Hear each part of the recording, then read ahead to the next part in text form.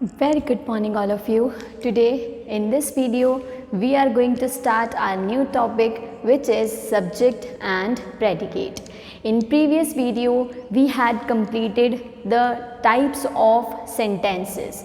Sentence के बारे में हमने पढ़ा था और सेंटेंसेस की टाइप्स क्या होती है उसके बारे में पढ़ा था. रिकॉल कर लेते हैं हम एक बार. फर्स्ट हमने पढ़ा था डिक्लेरेटिव जिसको हम असर्टिव भी बोलते हैं. सेकंड पढ़ा था हमने interrogative, third imperative, fourth exclamatory. इन सब के अलावा अपन ने एक चीज़ और पढ़ी थी, वो होता है ऑप्टेटिव सेंटेंस. ठीक है, हमने ये सब पढ़ा. और एक हमने एक अलग सा topic which is question tags, ये इनसे सेपरेट टॉपिक था, वो हमने यहाँ पे डिस्कस किया था हमने लास्ट वीडियो में. टुडे इन दिस वीडियो हम क्या स्टार्ट करने वाले हैं, सब्जेक्ट और प्रेडिकेट क्या होता है. कोई भी सेंटेंस को बोलने के लिए जब हम किसी भी वाक्य को बोलते हैं तब हमें सब्जेक्ट की आवश्यकता होती है. सब्जेक्ट हमारे लिए नेसेसरी होता है. बिना किसी सब्जेक्ट के हमारा कोई सेंटेंस कंप्लीट ही नहीं होता. So first is subject. Okay, then what is subject. Subject क्या है? The part which names the person or thing we are speaking about is the subject of the sentence. किसी भी सेंटेंस का वो हिस्सा जो हमें किसी पर्सन के नाम या किसी वस्तु का नाम उसके बारे में बताए, जिसके बारे में हम बात कर रहे हैं, वो ही सेंटेंस का सब्जेक्ट होता है. सेंटेंस का, आई एम रिपीटिंग, सेंटेंस का सब्जेक्ट क्या होता है? जहां आपको किसी पर्सन या वस्तु या थिंग जो होती है उसके बारे में आपको पता चले, वो आपका सब्जेक्ट होता है किसी भी सेंटेंस के अंदर. Now what are the key facts? It answers the question who, what is the topic of sentence. ये क्या करता है? ये हमेशा आंसर करता है क्वेश्चन का. किस चीज़ का क्वेश्चन? कि यहाँ पे सब्जेक्ट कौन है, वह क्या है. किसी भी सेंटेंस के अंदर जब who और what की बात होती है तो उसका आंसर हमेशा कौन करता है? सब्जेक्ट करता है. A noun, pronoun, noun phrase generally act as the subject in a sentence. अब यहाँ पर ये पॉइंट का मतलब है कि एक सब्जेक्ट के अंदर नाउन भी हो सकता है, प्रोनाउन हो सकता है, नाउन फ्रेज हो सकता है. सब्जेक्ट कोई ज़रूरी नहीं है कि किसी पर्सन और किसी वस्तु, किसी थिंग का नेम ही हो. वहाँ पे नाउन, प्रोनाउन, प्रोनाउन मतलब I, we, you, they, he, she. Name में कोई भी नेम, प्लेस का नेम, किसी पर्सन का नेम, एनिमल का नेम, कोई भी नेम. नाउन फ्रेज जहाँ पे हो सकती है. नाउन फ्रेज क्या होती है?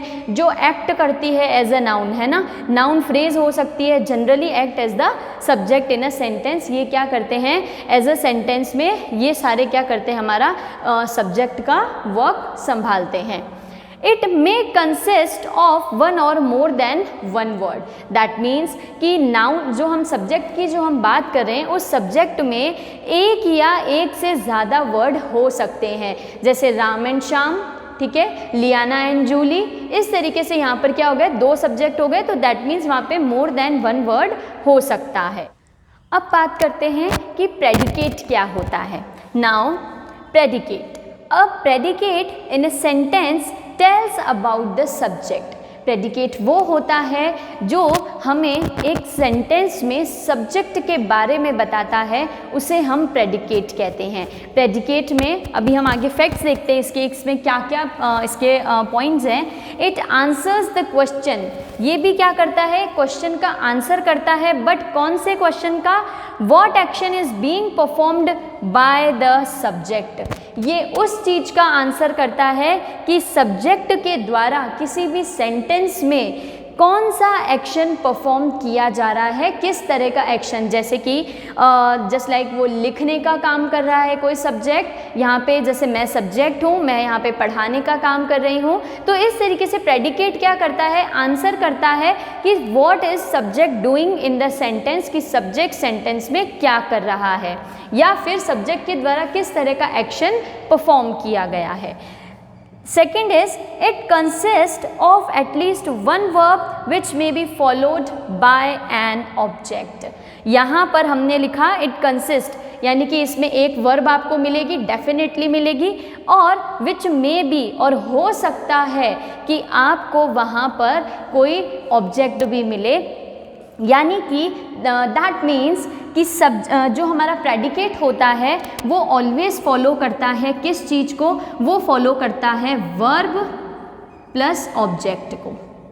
क्लियर? किसी भी प्रेडिकेट में आपको समझने के लिए कि प्रेडिकेट क्या है, सो उसको हम बोलते हैं वर्ब प्लस ऑब्जेक्ट जहाँ है, तो वो आपका क्या हो जाएगा, प्रेडिकेट हो जाएगा। Clear? Now let's look into the example to make it more clear. हम एग्जाम्पल लेते हैं सब्जेक्ट से, हम लोग कुछ एक्सरसाइज हम लोग यहाँ पर करेंगे, तो उस एक्सरसाइज में हम लोग देखेंगे कि कौन सब्जेक्ट है और कौन प्रेडिकेट है। नाउ एग्जाम्पल्स में फर्स्ट हमने लिखा है she is knitting a sweater. यहाँ पर वह क्या कर रही है, स्वेटर बुन रही है, निटिंग मतलब बुनना।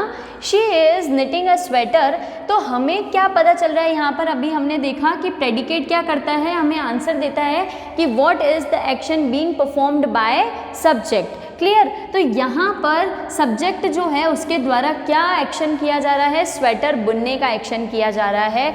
तो यहाँ पर शी जो है वो है आपका सब्जेक्ट, और इज़ निटिंग अ स्वेटर हमने कहा था कि उसमें ऑब्जेक्ट भी आता है फॉलोड बाय ऑब्जेक्ट, तो ये निट करना जो है हमारा वर्ब हो गया। यहाँ पे इज़ हमारी हेल्पिंग वर्ब है और निट हमारा मेन एक्शन वर्ब है, तो ये दोनों वर्ब, ये तो वर्ब में आ गया, और अ स्वेटर बुनने का काम जो है, तो यहाँ पर जो स्वेटर है वो एज अ ऑब्जेक्ट है। क्लियर? तो जो लास्ट वाला सेंटेंस है इज़ निटिंग अ स्वेटर, वो हमारा हो जाएगा प्रेडिकेट। ठीक है? इसका मतलब ये हुआ कि एक सेंटेंस को हमेशा नीड होती है एक सब्जेक्ट की और एक प्रेडिकेट की। तो यहाँ हम कह सकते हैं a complete sentence needs a subject and a predicate, यानी कि किसी भी सेंटेंस को पूरा कंप्लीट कोई भी सेंटेंस कब होता है, जब उसमें सब्जेक्ट और प्रेडिकेट हो। दैट मीन्स बिना सब्जेक्ट और प्रेडिकेट के कोई भी सेंटेंस नहीं हो सकता है। तो coming to the second, ma'am is teaching us English. Ma'am हमें इंग्लिश पढ़ा रही है। अगेन सेम, मैम आपका सब्जेक्ट है, क्योंकि पढ़ाने का काम कौन कर रहा है, तो मैम कर रही हैं, तो मैम आपका सब्जेक्ट है। और क्या एक्शन परफॉर्म किया जा रहा है, पढ़ाने का, विच इज़ योर प्रेडिकेट। ये आपका क्या हो जाएगा, प्रेडिकेट हो जाएगा। Clear? Is teaching us English आपका प्रेडिकेट है। Third, the mother and daughter were happy to hear the news. As I told you कि टू और मोर वर्ड्स, यानी कि हो सकते हैं टू और more words, group of words जो है वो हो सकते हैं हमारे किस में, सब्जेक्ट में। सो हियर टू और मोर सब्जेक्ट है यहाँ पे, द मदर एंड डॉटर, ये है आपका सब्जेक्ट, और ये क्या है, were happy to hear the news. तो यहाँ पर जो वर है, वर क्या है आपका, वर्ब है, हेल्पिंग वर्ब है। हियर यानी कि सुनना, हैप्पी खुश होना, तो यहाँ पर ये जो है आपका क्या हो जाएगा, लास्ट वाला प्रेडिकेट, कि इनके द्वारा क्या काम किया जा रहा है, सब्जेक्ट के द्वारा क्या एक्शन परफॉर्म हो रहा है, तो हैप्पी होने का, न्यूज़ सुन करके खुश होने का एक्शन जो है यहाँ पे परफॉर्म किया जा रहा है। नेक्स्ट है I want a new car. So here I आपका हो गया सब्जेक्ट। ठीक है, यहाँ पे ये प्रोनाउन हो गया ना, आई प्रोनाउन है, the mother and the daughter ये आपका सब्जेक्ट है, नाउन में, कॉमन नाउन में जाएगा, मैम आपका कॉमन नाउन में जाएगा, शी प्रोनाउन है। आई, अब यहाँ पे वॉन्ट न्यू कार, तो न्यू कार, कार तो आपकी क्या है, ऑब्जेक्ट है, और वॉन्ट आपकी क्या है, यहाँ पे वर्ब है। डजेंट मैटर कि हमेशा वर्ब का मतलब हेल्पिंग वर्ब भी आनी चाहिए और उसमें एक्शन वर्ब भी होनी चाहिए। वर्ब मीन्स कोई भी वर्ब, एक हो दो हो, डजेंट मैटर, वर्ब होनी चाहिए किसके अंदर, इन प्रेडिकेट। सो ये नेक्स्ट जो सेंटेंस है वो आपका क्या है, प्रेडिकेट है। Now next, diamond cuts diamond है ना। डायमंड क्या करता है, डायमंड को काटता है। तो हम बोलते हैं ना एक प्रोवर्ब्स, किस तरीके से प्रोवर्ब, लोहा लोहे को काटता है, तो वैसे ही यहाँ पे diamond cut diamonds, that means कि डायमंड जो है ये आपका सब्जेक्ट है यहाँ पर। उसके बाद यहाँ आप देख सकते हो कट्स मतलब काटना, इट्स योर मेन वर्ब। तो क्या करता है, ऑब्जेक्ट डायमंड है, डायमंड को काटता है, तो ये आपका क्या हो जाएगा यहाँ पे, प्रेडिकेट। जैसे नाउन फ्रेज का एग्जाम्पल ले तो द क्रैकलिंग साउंड ऑफ गीज, है ना, गीज का क्रैकलिंग साउंड, तो यहाँ पे ये क्या हो गया आपका, नाउन फ्रेज हो गया। अगर मैं आपके सामने बोलूँ द क्रैकलिंग साउंड ऑफ गीज, तो आपको इससे कुछ भी समझ में नहीं आएगा, ठीक है। बस इतना सा समझ में आ रहा है कि ये ग्रुप ऑफ वर्ड्स है और ये कहना चाह रहे हैं कि गीज का क्रैकल करने का साउंड, ठीक है, इतना हमें समझ आ जाएगा, द क्रैकलिंग साउंड ऑफ गीज। बस आगे क्या, तो हमने बोल दिया आगे सेव्ड रोम, कि ना जो क्रैकलिंग साउंड ऑफ गीज था उसने किसको बचा लिया, रोम को बचा लिया। तो द क्रैकलिंग साउंड ऑफ गीज आपका क्या हो गया, नाउन फ्रेज, मतलब वो एक नाउन फ्रेज है, यानी कि वो एक सब्जेक्ट हो गया। Just I am giving the example because हमने अभी पढ़ा था कि सब्जेक्ट में नाउन, प्रोनाउन और नाउन फ्रेज ये तीनों एज अ सब्जेक्ट क्या करती है, किसी भी सेंटेंस में एक्ट करती है। That's why I was giving the example. ये एग्जाम्पल ले लेते हैं, the crackling sound of geese saved Rome। Clear. तो यहाँ पे हमने कहा द क्रैकलिंग साउंड ऑफ गीज, ये आपका हो गया पूरा सब्जेक्ट, क्योंकि यहाँ पे गीज की किसकी बात हो रही है, क्रैकलिंग साउंड की बात हो रही है। ये पूरा आपका हो जाएगा सब्जेक्ट, एक पूरा ग्रुप ऑफ वर्ड्स हो जाएगा। तो ये जो क्रैकलिंग साउंड ऑफ गीज है ना, ये एक नाउन फ्रेज है। और सेव्ड रोम, ये आपकी सेव्ड क्या है, वर्ब है, और प्रेडिकेट को वर्ब चाहिए, ठीक है। तो ये लास्ट वाला जो सेंटेंस होगा इसका सेकेंड पार्ट वो आपका हो जाएगा predicate. Clear, saved Rome. Okay, I hope you all will have been cleared with these subject and predicate. Now coming to the next topic, which is affirmative and negative sentences. Now we are talking about affirmative and negative sentences.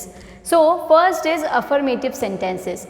तो आपको affirmative sentences जब हम ये name बोलते हैं तो उससे ही clear हो जाता है कि अफर्मेटिव जो पॉजिटिविटी की बात करता है उसको हम कहते हैं अफर्मेटिव सेंटेंसेस। तो यहाँ पे सेंटेंस है, these kinds of sentence affirm और स्टेट समथिंग। इस तरह के जो सेंटेंस होते हैं कि किसी चीज़ को अफर्म करते हैं और उसके बारे में स्टेट यानी कि कुछ कहते हैं, state something. An affirmative statement can also be referred to as an assertive sentence। ये इसका एक फैक्ट हमने यहाँ लिखा है कि affirmative sentence सेम आपका किसकी तरह है, एक assertive sentence की तरह ही होता है। जैसे हम एग्जाम्पल्स देखते हैं, birds fly, तो ये एक स्टेटमेंट है, ये एक assertive sentence है और ये एक affirmative sentence भी है ना, birds fly। Second example, rabbit runs, ठीक है, क्या है कि रैबिट क्या करता है, भागता दौड़ता है, रन्स। कीप क्वाइट, ठीक है, यहाँ पर भी क्या हो रहा है, कीप क्वाइट यानी कि चुप रहो। फोर्थ एग्जाम्पल है, yesterday there was terrible fog in Delhi, यानी कि दिल्ली में क्या था, बीते हुए कल, यस्टरडे मतलब बीता हुआ कल, यानी कि कल क्या हुआ था, बहुत ही भयानक सा फॉग था, कहाँ पर, दिल्ली में। So very simple sentences these are, कि अफर्मेटिव में क्या होता है, जो आपको जहाँ आपको नेगेटिव का सेंस ना मिले वो हमारा क्या होता है, अफर्मेटिव सेंटेंस होता है। Clear. Now coming to the negative sentences. Negative sentences में क्या होता है, these type of sentences deny और negate something। इस टाइप के जो सेंटेंस होते हैं वो क्या करते हैं, डिनाई किसी न किसी चीज़ के लिए सेंटेंस में मना करते हैं, निगेट करते हैं। First example is year, I will never travel in January again. उसने कहा, किसी ने कहा कि मैं कभी भी ट्रैवल नहीं करूँगा, कब, जनवरी में, जनवरी में दोबारा कभी ट्रैवल नहीं करूँगा। तो यहाँ पे नॉट का सेंस आया, यहाँ पे डिनाई किया जा रहा है, निगेट किया जा रहा है। सेकंड, हु डजंट नो हर, ये क्वेश्चन मार्क, कि उसे कौन नहीं जानता है।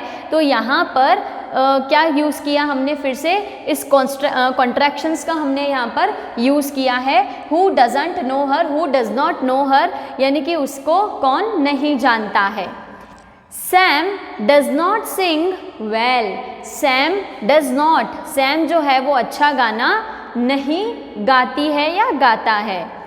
Fourth, no other poet is as great as Wordsworth, यानी कि कोई भी जो पोइट है वो वर्ड्सवर्थ के जैसा ग्रेट महान पोइट नहीं है।